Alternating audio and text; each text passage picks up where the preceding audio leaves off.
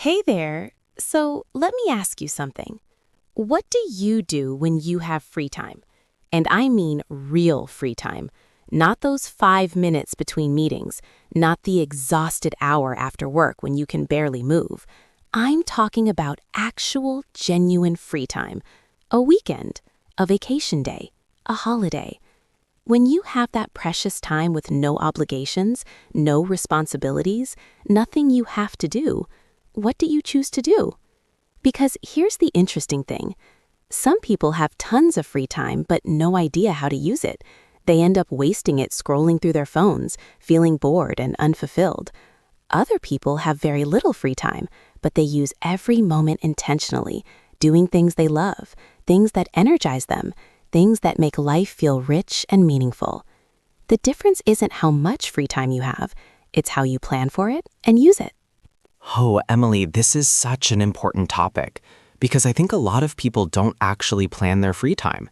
They just let it happen, and then they wonder why they feel like they never do anything fun or interesting. I used to be like this. I'd have a whole weekend ahead of me and I'd think, great, I can relax. But then Saturday would pass with me just watching TV and scrolling on my phone. Sunday would be the same. And by Monday, I'd feel like I hadn't really rested at all. I'd feel kind of empty, like I'd wasted my weekend. Exactly.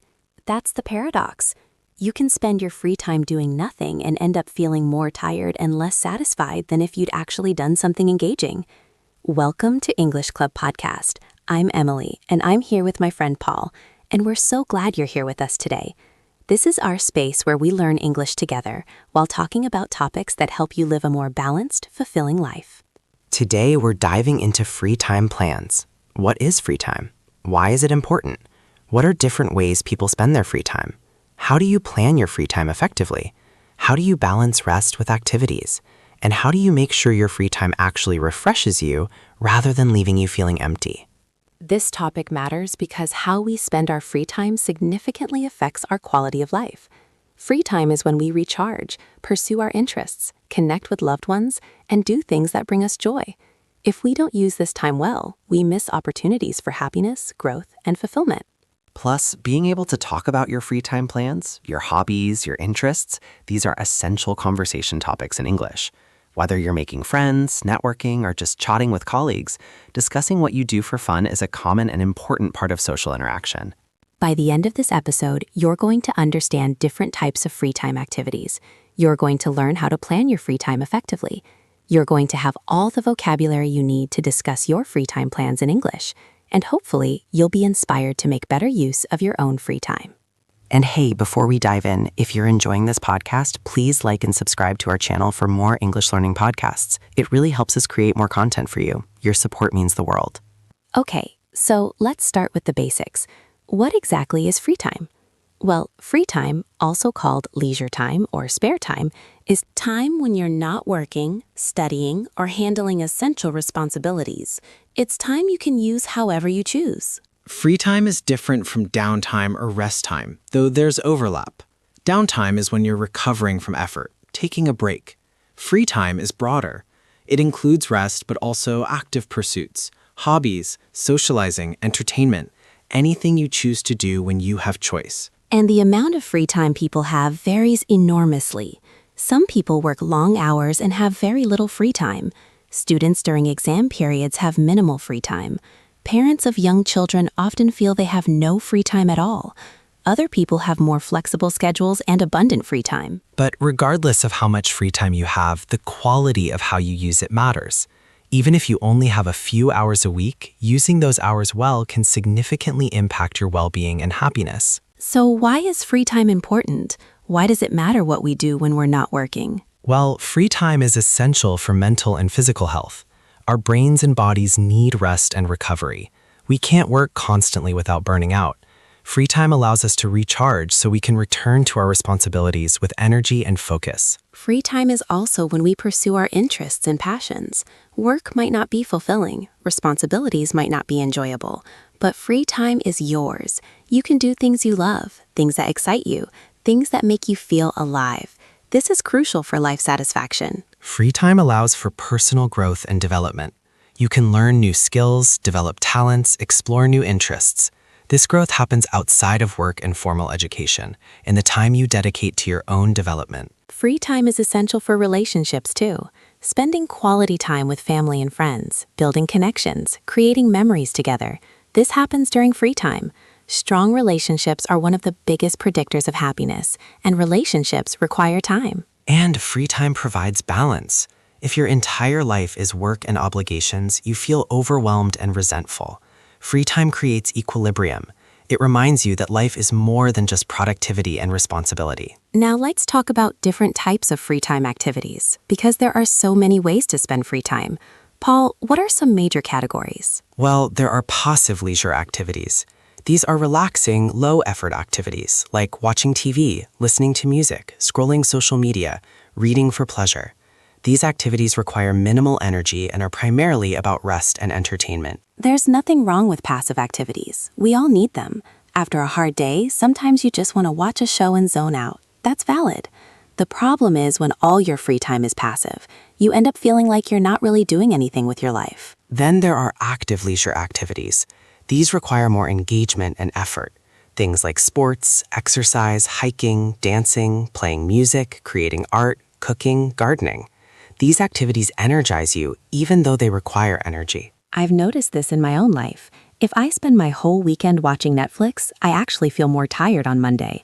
But if I spend the weekend hiking, cooking new recipes, or working on a creative project, even though I'm physically tired, I feel mentally refreshed and satisfied. Social activities are another category. Spending time with friends and family, going out to eat, having game nights, attending parties or events, visiting people. These activities are primarily about connection and relationships. And in our increasingly digital world, where many of us work remotely and spend a lot of time alone or online, social activities during free time are more important than ever. Humans need real in-person connection. Learning and development activities include taking classes, learning languages, developing skills, reading educational materials, attending workshops. These activities are about growth and expanding your capabilities. Some people might think, wait, learning sounds like work, not leisure. But learning something you're genuinely interested in, something you chose, is very different from forced education. It's engaging and fulfilling rather than obligatory. Creative activities include any form of creative expression: writing, painting, drawing, photography, music, crafts, DIY projects, cooking, decorating. These activities allow you to create something, express yourself, and often enter a state of flow. Nature and outdoor activities are their own category. Hiking, camping, gardening, bird watching, beach visits, park walks. These activities connect you with nature, which has proven mental and physical health benefits. Cultural activities include visiting museums, going to concerts or theater, attending festivals, exploring historical sites. These activities expose you to art, culture, history, and beauty, enriching your perspective and experience. And then there are volunteer and community activities, helping others, contributing to causes you care about, participating in community events. These activities provide meaning and purpose, connecting you to something larger than yourself. Most people engage in multiple categories. You might watch TV some evenings, play sports on weekends, volunteer once a month, and take a class occasionally. Variety keeps free time interesting and addresses different needs. Now, let's talk about how to plan your free time, because I think intentionality is key. What does effective free time planning look like? First, you need to identify what you actually enjoy and value.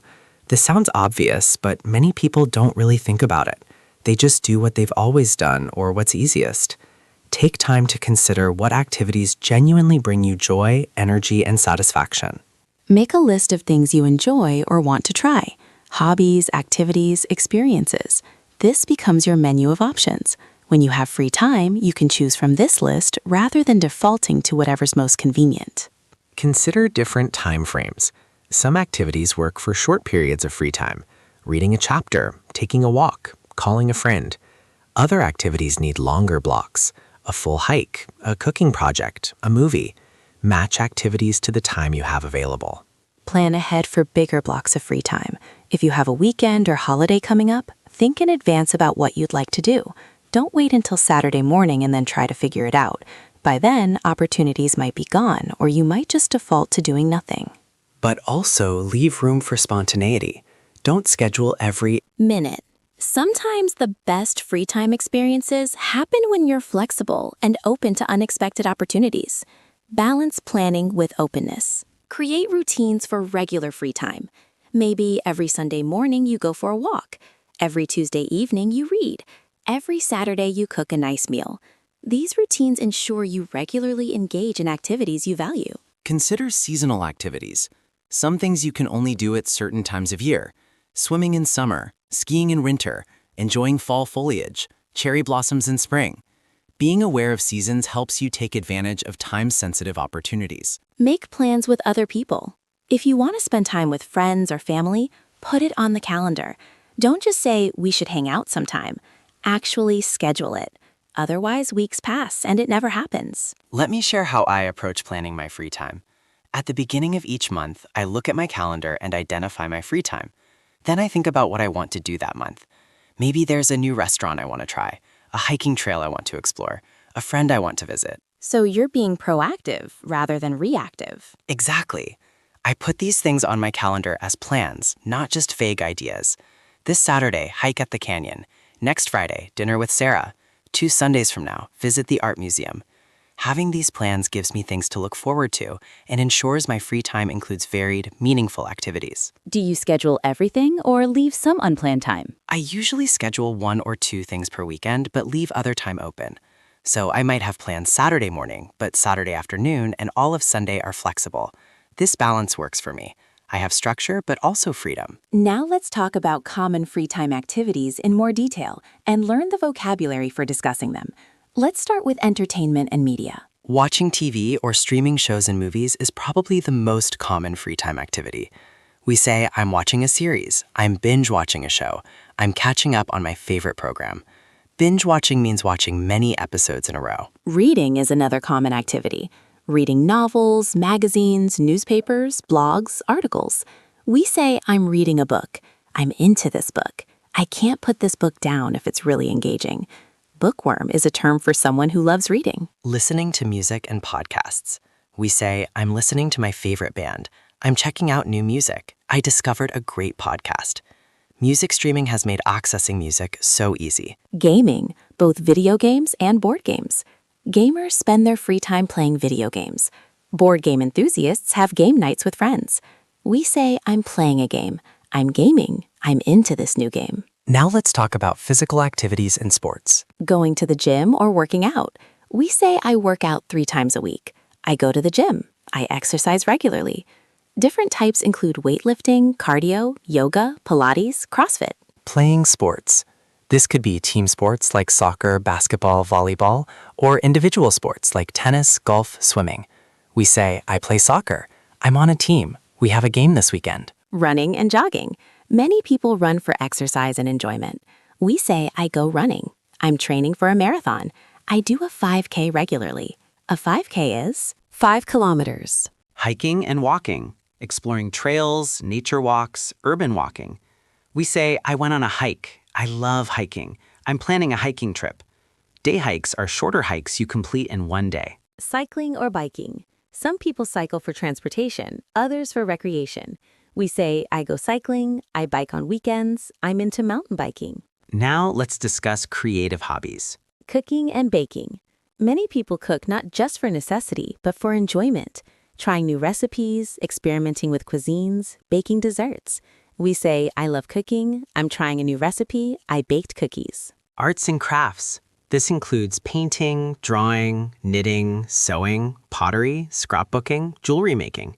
We say, I'm working on a painting, I'm into watercolors, I knit scarves. Photography. Taking photos as a hobby, not professionally. We say, I'm into photography, I'm taking photos, I captured a great shot.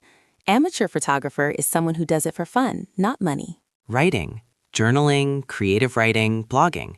We say, I keep a journal, I'm writing a novel, I blog about my experiences. Music. Playing instruments, singing, composing.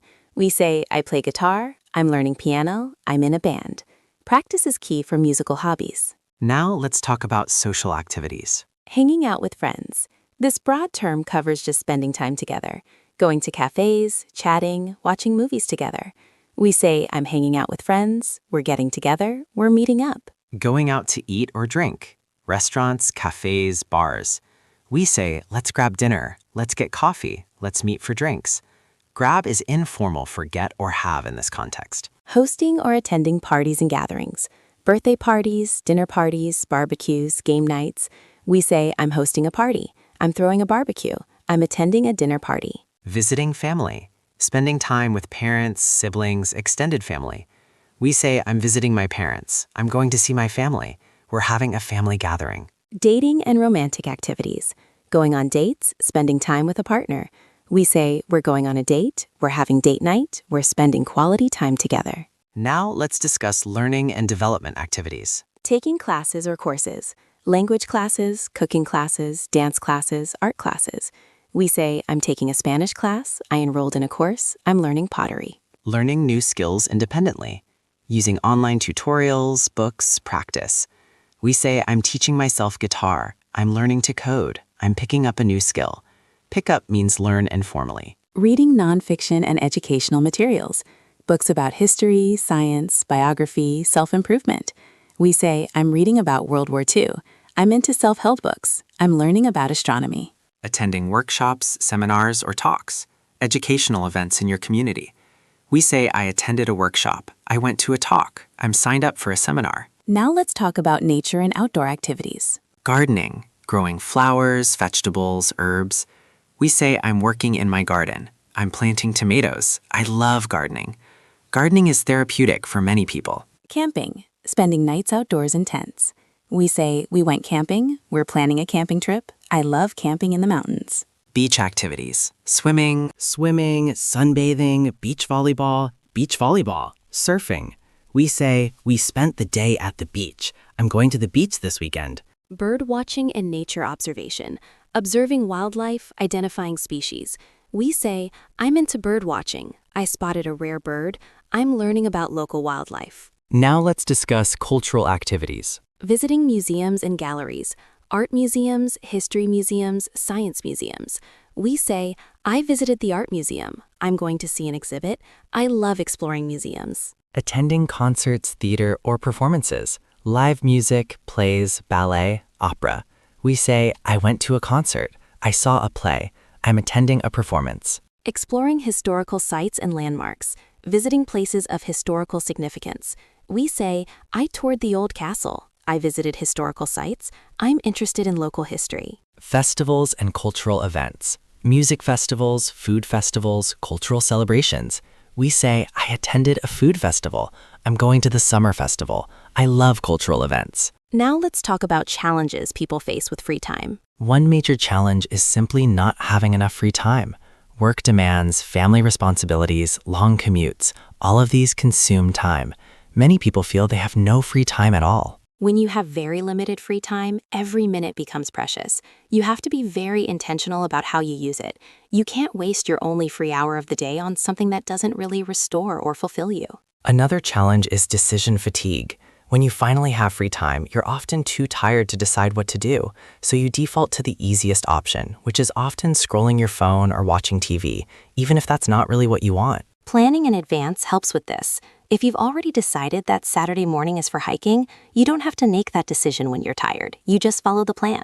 Guilt is another challenge. Some people feel guilty about taking free time, especially if they have a lot of responsibilities. They feel they should be working or being productive instead of relaxing or pursuing hobbies. This is really common among parents, caregivers, and people with demanding jobs.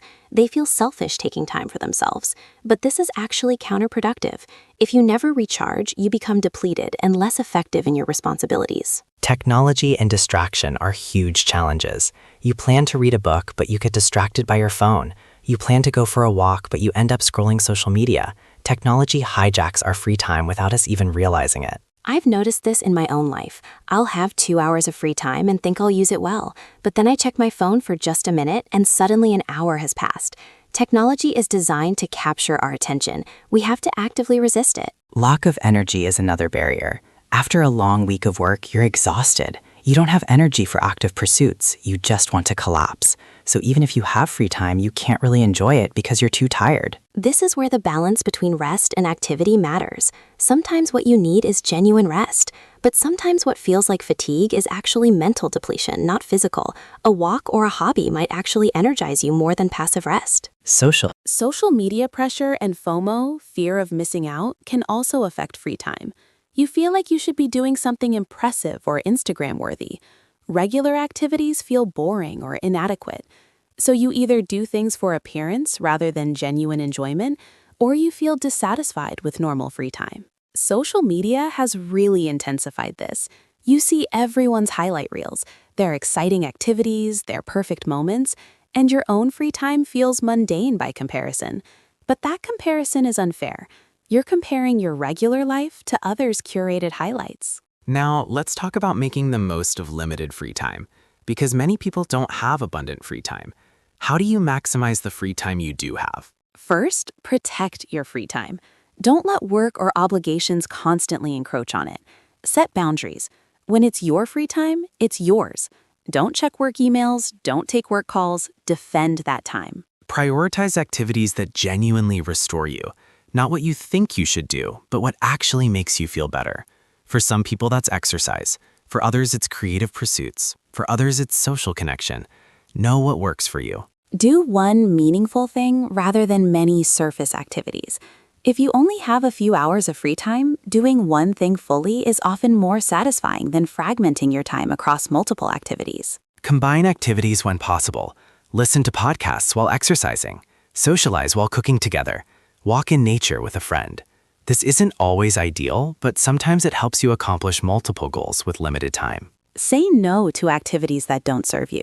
Just because you're invited somewhere doesn't mean you have to go. Just because an opportunity exists doesn't mean you have to take it. Be selective. Protect your limited free time for what really matters to you. Plan micro moments of enjoyment. Even if you don't have large blocks of free time, you might have small pockets. A 15-minute coffee break, a half hour before bed. Use these intentionally. Read a few pages, take a short walk, call a friend. And be fully present in your free time. Don't spend your free time worrying about work or mentally going through your to-do list. Be here now. Whatever you're doing, be fully engaged with it. Let's discuss balance in free time, because there's a balance between different types of activities. You need rest, but also engagement. Solitude, but also connection. How do you find this balance? I think the key is variety. Don't do only passive activities or only active ones. Don't spend all your free time alone or all of it socializing. Mix it up. This ensures you're meeting different needs. Pay attention to how different activities make you feel. After spending time on an activity, do you feel energized or depleted, satisfied or empty? This feedback tells you what you need more or less of. Some activities are draining but necessary or valuable, like certain social obligations or self-care tasks. Balance these with activities that genuinely energize you, so you don't feel like your free time is all obligation. And recognize that your needs change. Sometimes you need more rest. Sometimes you need more stimulation. Sometimes you need more social time. Sometimes you need solitude. Be flexible and responsive to what you need in different seasons. Now, let's talk about free time at different life stages, because what free time looks like varies greatly depending on your life circumstances. For students, free time might be evenings after studying or weekends. But even then, there's often studying and assignments looming. Students need to balance academic demands with rest and social life, which is challenging. Young professionals often have more free time than students, but are also building careers, which can consume a lot of time and energy. This is when people explore hobbies, travel, socialize actively, date. It's often a period of experimentation and discovery. Parents of young children often feel they have no free time at all. Children require constant attention and care. Any free moment is spent on household tasks or recovery. Free time becomes a luxury. Parents have to be creative. Sometimes free time is reading while kids play nearby. Sometimes it's pursuing a hobby after kids are asleep. Sometimes it's trading childcare with other parents so each gets occasional time off. Middle-aged adults might have more free time as children become independent, but they also might have demanding careers, aging parents to care for, and various responsibilities. Free time is still limited and needs to be used intentionally. Retirees potentially have the most free time, but they also face the challenge of filling that time meaningfully. After decades of work structure, suddenly having all day free can be disorienting. Retirees need to create new routines and find new purposes. At every stage, the challenge is making the most of whatever free time you have, recognizing its value and using it in ways that enhance your well-being and satisfaction. Let's discuss making plans with others. This is a big part of free time for many people. How do you coordinate free time with friends and family? Communication is key. Don't just assume people are free. Ask, reach out, propose specific plans rather than vague ideas. Instead of, we should hang out sometime, say, are you free Saturday afternoon? Want to get coffee? Specific invitations are more likely to result in actual plans. When everything is vague, nothing happens. Concrete proposals with dates and activities make it easy for people to say yes or suggest alternatives. Be understanding when people can't make plans. Everyone is busy. If someone declines, don't take it personally. Suggest another time. Stay flexible. Make recurring plans if possible. Standing weekly dinners with friends, monthly game nights, regular coffee dates. These recurring plans ensure you maintain connections without having to constantly coordinate. Use technology to coordinate. Group chats, shared calendars, planning apps. These tools make it easier to find times that work for multiple people. And when you make plans, show up. Be reliable. If you constantly cancel or don't show up, people stop inviting you. Respecting others' time shows you value the relationship. Now, let's talk about seasonal planning. Different seasons offer different free time opportunities. How can you take advantage of seasonal activities? In spring, there's gardening, outdoor sports resuming, festivals, enjoying blooming nature. Spring is often about renewal and getting active again after winter. Summer offers beach activities, swimming, camping, outdoor concerts. Narrower daylight for evening activities, travel, and vacations. Summer is peak time for many outdoor pursuits. Fall brings hiking and beautiful foliage, harvest festivals, cozy indoor activities as weather cools, preparing for holidays. Fall is transition time, both energizing and reflective. Winter has skiing and winter sports, holiday gatherings, indoor hobbies and crafts, reading by the fire, celebrating seasonal traditions. Winter is often about coziness and connection. Being aware of seasons helps you appreciate time-limited experiences. You can't hike in fall foliage in January. You can't swim outdoors in December, at least not in most places. Seasonal awareness helps you prioritize activities appropriately. Let me share how I approach seasonal planning. At the beginning of each season, I think about what I want to do that season. In summer, I want to camp and swim. In fall, I want to hike. In winter, I want to read more. Making these intentions help me actually do them. Do you create specific plans or just general intentions? Both. General intentions like, I want to hike more in fall, and specific plans like, I will hike at this specific trail the first weekend of October. The intentions guide my overall free time, and the specific plans ensure I actually do things rather than just thinking about them. Now let's review key vocabulary for talking about free time and plans in English. We use several verbs for making plans. Plan, schedule, arrange, organize. I'm planning a trip. I scheduled dinner with friends. I arranged to meet at 6. I'm organizing a party. We talk about having free time or spare time. Do you have free time this weekend? I have some spare time on Saturday. I'm free Friday evening. Available is also common. Are you available tomorrow? We discuss activities with various verbs. I'm going to, I'm planning to, I'd like to, I want to, I hope to. These express future intentions. I'm going to the movies. I'm planning to cook. I'd like to visit the museum. When describing regular activities, we use present simple. I play tennis every Saturday. I go to the gym 3 times a week. I read every evening before bed. For current ongoing activities, we use present continuous. I'm learning Spanish.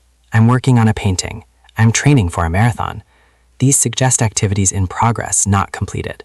We use various phrases for different activity types. Hang out with friends, go out to eat, work out at the gym, catch up with family, pursue hobbies, spend time doing something. Time expressions are important. This weekend, next week, on Saturday, in the evening, during my vacation, over the holidays. These specify when you're doing things. Frequency adverbs describe how often. Always, usually, often, sometimes, occasionally, rarely, never. I always read before bed.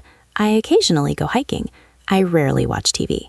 When inviting others, we use questions. Want to? Would you like to? Are you interested in? How about? Want to grab coffee? Would you like to see a movie? Are you interested in going hiking? As we come toward the end of this episode, I want to emphasize something important. Your free time matters. It's not frivolous or selfish to prioritize it.